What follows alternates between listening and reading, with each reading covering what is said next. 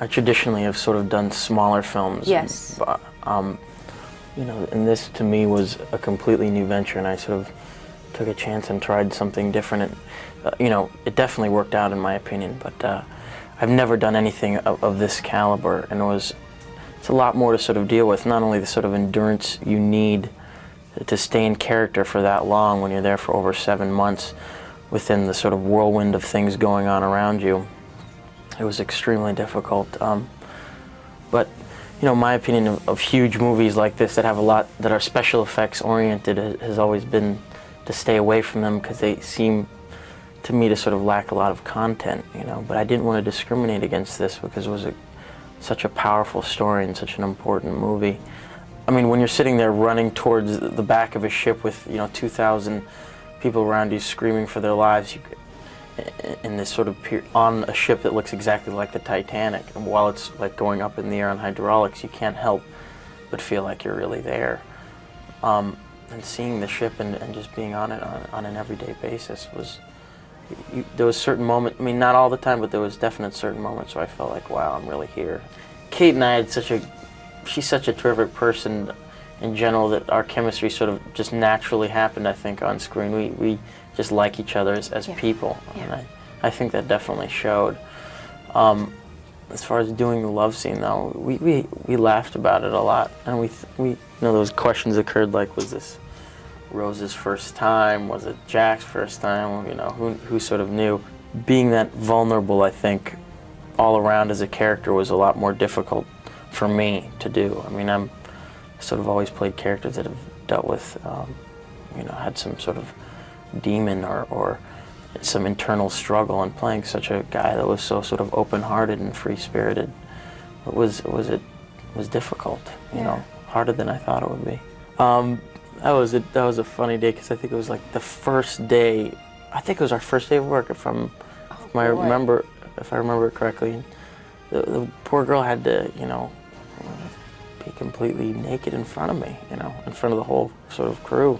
Oh boy. And it was like jumping right into it, you know, for her. And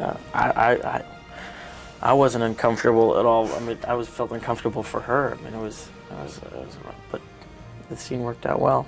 The movie is so serious. What kind of things did you guys do to lighten the mood a little bit? So heavy. I've always sort of been, not necessarily a prankster, but definitely somebody who likes to lighten up the mood on set. I think on most movies I do, just because, you know, nothing that would ever affect, you know, the actual film. Right, right. There's certain limits, but I definitely like to lighten things up because people are so uptight about making movies. It's ridiculous, and if you don't watch out, it'll rub off on you. So I'm good at my imitations of the cast and crew. That's my whole deal. Did you do one of Kate? Did I do one of Kate? No. Don't ask me to either. Oh, the good thing was, one thing that I liked, that I enjoyed doing. You know, much like a coach after any sort of big game, I got to dump a big thing of ice and water on Jim's head in front of everybody after the movie was done, and that was really rewarding because he didn't know who it was. He looked around, trying to search around, and it was me, and I got away scot-free, which was cool. A lot of the talk, though, is that this movie is going to take you to the next level. Superstar Leonardo DiCaprio. How do you feel about all this? I almost look at it as not necessarily a passing thing in my career, but, you know, I understand that, you know, if you want to have a sort of a career with longevity, you know, things go up and down, you become popular, not so popular, popular, not so popular.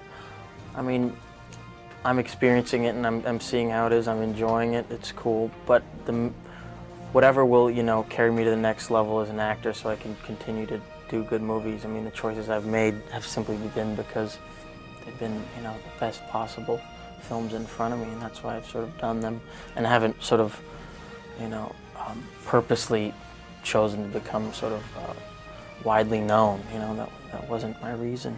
But if it comes or if it goes, it's fine with me. I just want to, you know, keep growing as an actor and doing good work. That's my main objective.